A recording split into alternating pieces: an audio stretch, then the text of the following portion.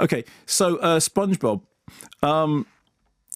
Where to even begin? Okay, so you know SpongeBob SquarePants. Yes. Fine. Okay, so the story is at the beginning. He's there at the Krusty Krab, and they have the secret recipe, the secret formula, and Plankton is trying to steal the secret formula, and then Plankton does steal the secret formula. But as he's stealing it, suddenly it disappears, and it turns out it's going to disappear into a time-space vortex continuum, which will take SpongeBob from the depths of the ocean to the very edges of the galaxy, where he meets dolphins with laser beams on their heads who are attempting to stop huge planets bumping into each other when they go for a toilet break. I'm not making this up. This is the plot.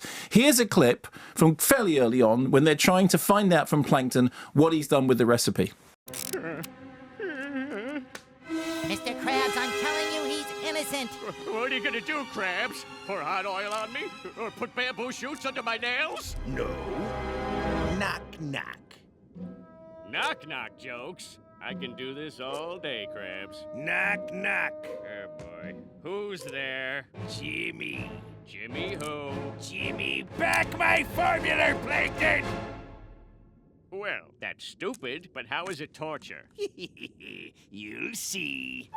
Jimmy, back my formula. Oh,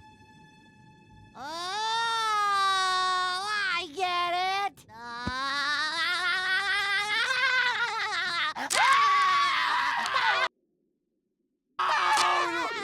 Make it stop, Krabs! Make it stop! Make it stop, yes. Yeah, you Maybe you have to... Well, if you see it in the movie, maybe then that's fun. But as just taken as a piece of dialogue, it was trying. All right, well, I'm very sorry to have disappointed you. All I can say is that I saw this, I sat next to James King. I mean, I've seen the other SpongeBob film. And, you know, there's...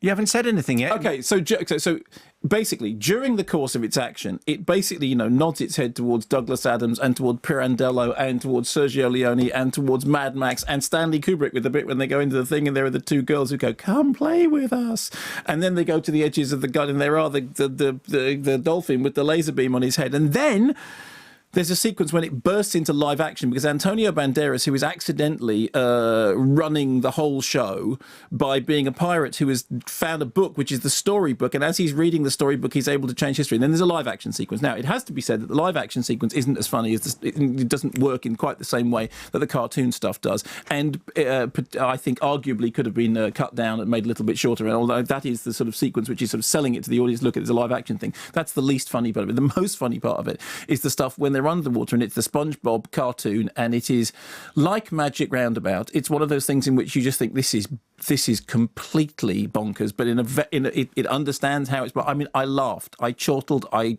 gurgled, I giggled. My brain was thoroughly scrambled by the whole of it, and all the way through it, with the exception of when we were in the live action sequences when it slightly started to tire my patience, I did think, you know, there is. People talk about anarchic cinema. People talk about. Do they talk about that very much? People that I know talk about anarchic cinema. Yes, they talk about, you know, cinema that breaks the rules, cinema that doesn't know. But sitting there watching the square, all I could think was, I really want to be whoever it is that's writing the Sight and Sound review for this, because one of the things that the Sight and Sound reviewers have to do, this is the British Film Institute's publication that used to be the Monthly Film Bulletin. You have to write a plot synopsis, right? You have to write a plot synopsis that details everything that happens on screen, all the significant things that happen on screen. Well, whoever had to do SpongeBob movies, you know, SquarePants, sponge out of water, best of luck to them. I genuinely, if you have kids that like SpongeBob and you want to go and take them along, there will be plenty to entertain you. It is strange and psychedelic and subversive and weird, and I laughed, and sometimes I didn't even know why I was laughing, but I did laugh all the way through.